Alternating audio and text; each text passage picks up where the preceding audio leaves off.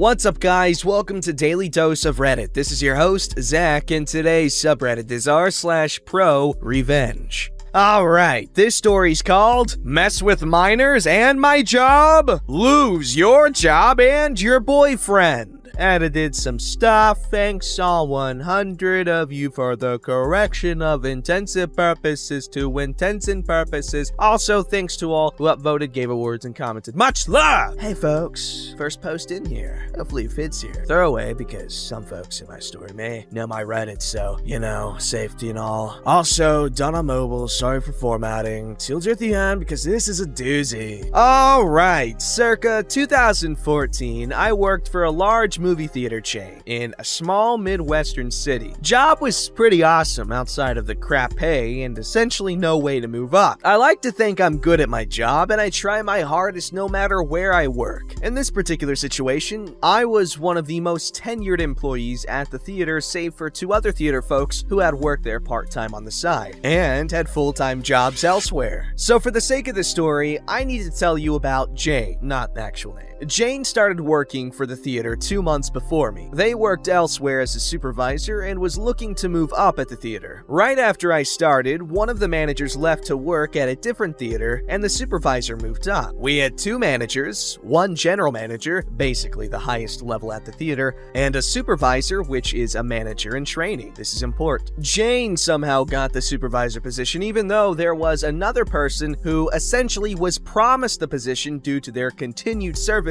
at the theater for almost 8 years. There were rumors about Jane sleeping with the general manager when she started, and this situation got them going again. I didn't care too much because why would I? I am but a lowly peon in the corporate machine. Anyway, Jane moved up and the tenured crew member left the company because they got screwed over. Once Jane moved up, we had a whole meeting about her moving up and how the theater focuses on professionalism and ensuring no favoritism was happening, specifically referencing how normal crew members shouldn't fraternize outside of work with management. And Jane didn't really listen to that though. She continued to hang out with the crew members who were mostly underage and would do various things like go drinking with minors, taking them to bars and buying them drinks, or simply buying alcohol at a store and letting them drink at her house. I honestly have no issue with the drinking at home deal, just adding context, as well as smoke weed with them and post pictures on Instagram. Oh yeah, I forgot to mention, Jane had a secret Instagram where they would post pictures of themselves with their friends from the theater. They chose Instagram because none of their family or their boyfriend used Instagram, and no one would know, right? Even more damning was her relationship with a 19-year-old that worked at the theater. She had a boyfriend who had been with her for years and honestly supported her for all intents and purposes. Not only did she have a 19-year-old side piece, but was also messing around with a 17-year-old. I even caught them messing around in the break room one time. She essentially threatened me with my job if I told anyone. Honestly, she could have just told me to please be quiet and I would have just judged her silently. Fast forward about a year or so, and another one of the managers left for a new job. Jane obviously moved up, and someone else took the supervisor role. Now, I won't go into too much detail, but despite my tenure and performance, I was looked over for the promotion. A newer crew member who was really good friends with Jane got the position over me. This was confirmed by the other manager who let me know that Jane was definitely in good with the general manager, who ultimately made the final decision. That being said, I was beginning to sour, and making minimum wage for years at a job that couldn't give a crap about my efforts and continued performance. That being said, I was preparing for an exit. Before I get into my exit, it is important to note that Jane had, and most likely still has, a problem with me. I've talked about some issues I had with her, but I never escalated or even confronted her about anything she did to me up to this point. I honestly left it be, but I didn't like her, and the fact I didn't like her or play along with her bullcrap infuriated her. So much to the point where she made my life hell at the theater. When she was a supervisor, she didn't didn't have much power. But when she became manager, she began giving me crap shifts, convincing people that I was weird and to avoid me. I mean,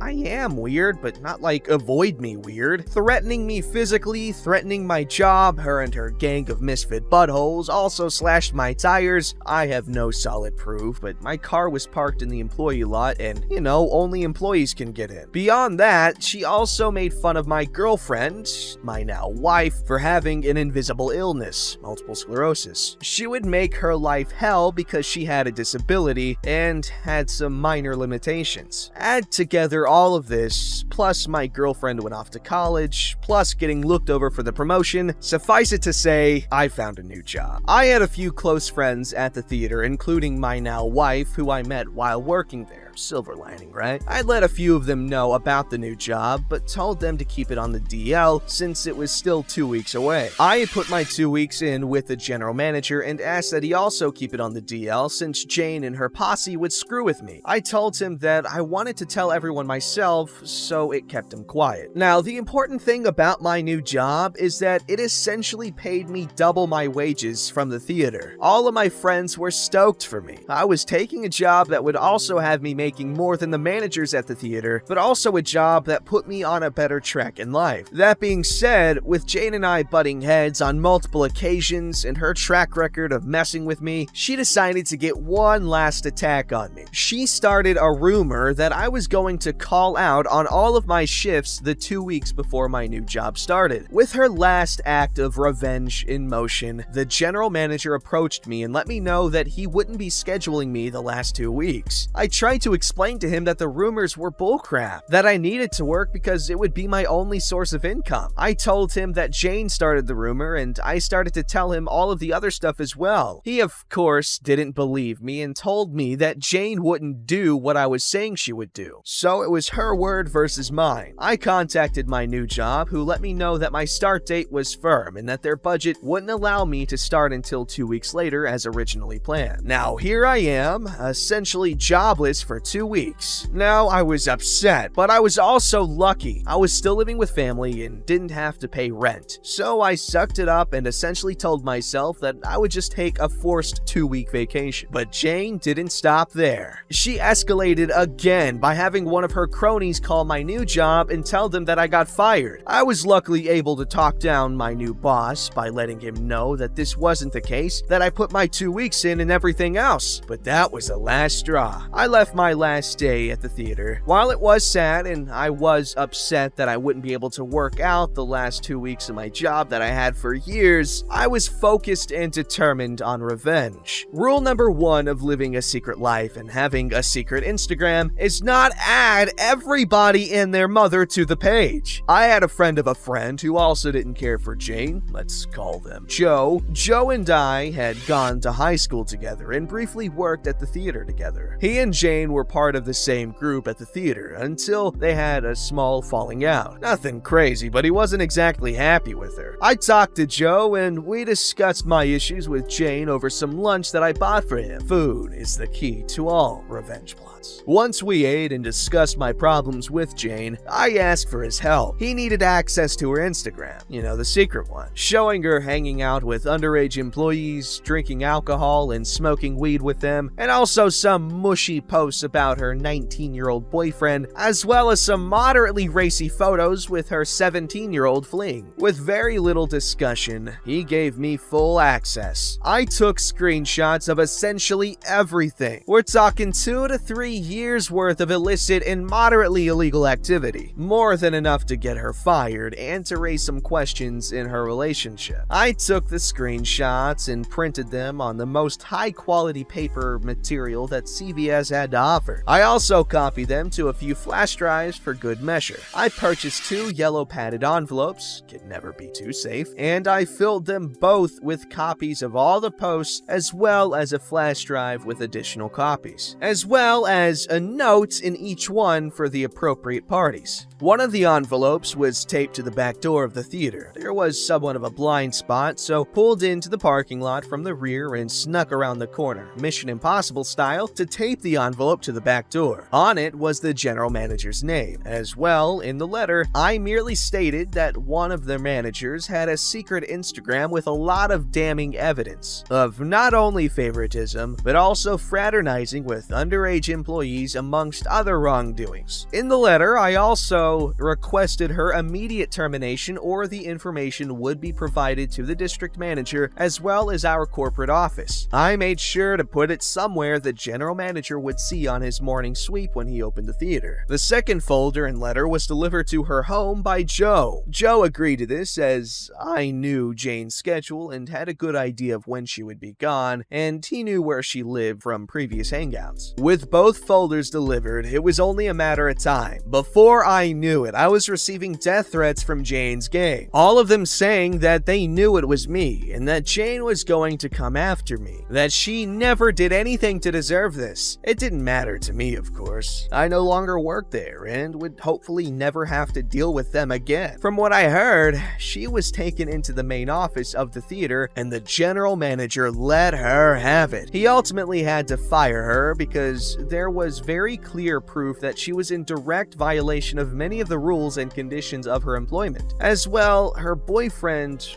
with proof in hand, kicked her out of his home. Last I heard, she moved farther north and hasn't held down a solid job since. Her family didn't want much to do with her once everything came out with her cheating on her boyfriend. Also, the part about fooling around with a 17-year-old tends to not sit well. In the end, I started my new job without fail and moved on from that place. Haven't seen much of anyone from there since. Okay, Jane, what is going on with your silly little brain? No kissy kiss faces or more with a 17-year-old. I mean, I guess it's not bad depending on where you live, but I'm assuming she was like at least probably mid-20s. That's weird. And don't cheat on your boyfriend, especially if you freaking live in their house, you stupid person.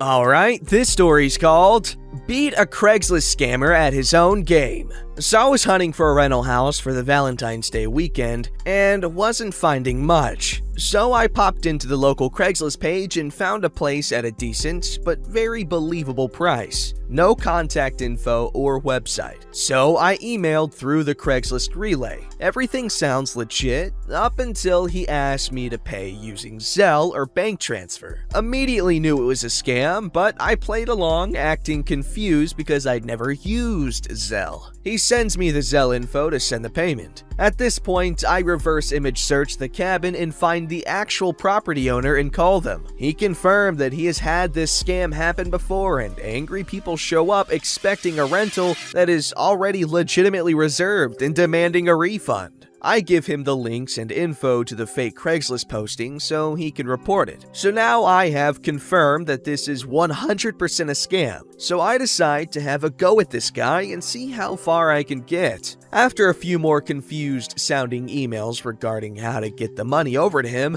I sent him the request, but instead of paying him, I sent it as a request for payment. I send a few more messages saying it is not going through, and then I get a notification saying a payment has been received. Sure enough, he approved my payment request and sent me the money he was trying to get me to send him. So I had over $400 sitting in my Zelle account from a guy in Nigeria who was trying to scam me out of my romantic weekend. Badass, you reverse scammed the scammer. You know what you could do with that money? That's like you're already most of the way to a PS5. And I don't want to talk about how I didn't get my PS5. I pre-ordered. Okay, I'm not going to talk about it. It's a really sad thing. I'm an idiot. Alright, this story's called Sent My Primary School Teacher a Copy of My University Diploma. As the Austrian school system may be unfamiliar to most, a short explanation. After primary school, children aged 10 will enter either Hauptschule, Hauptschule, I don't know, Stuhl, or gymnasium, depending, among other things, on grades earned during the last year of primary school. The separation of the paths is not complete, but attendance at a gymnasium or equivalent is the standard needed for going to university. I have a slight hearing impairment and therefore had some troubles in school. Mind, this was in the 80s, so there were no concessions made. I was a good student, having above average average grades. Miss Baker, not her name, my teacher this last year of primary school, hated to have me in her class. First, I could not sing. She led the school choir. And second, I was a handicapped kid that they had failed to get rid of to special education school. The first thing she did was assigning me seating at the back of the room. All other kids were rotated regularly in seating. I stayed there. This led to some problems due to misheard instructions or words during dictation. At the end of the year in German, my grades were between good or 2 and middling or 3. Normally in this situation, the student will be administered a short examination to decide the grade. Ms. Baker decided that I had not earned that chance to improve my grade with the explanation, "A disabled child has no place in gymnasium." So I had to go to Hauptschule. There I had a lot of good teachers and got the rare chance to switch to gymnasium after 2 years. Not a normal path. Graduated and went to university. Years later, after earning my master's, I decided to send a copy of my diploma to Ms. Baker with a nice letter that the tone-deaf disabled pupil has now a master's degree. I'm only sorry that she died before I got my PhD. Wow, that must have felt really good. I'm lucky enough to have only had pretty cool teachers that are more or less really supportive with anything, really. So it's sad hearing teachers be that mean, but I'm so glad that OP got a PhD and now they're a doctor. Good job. Don't forget to like, subscribe, and hit that bell to never miss an episode.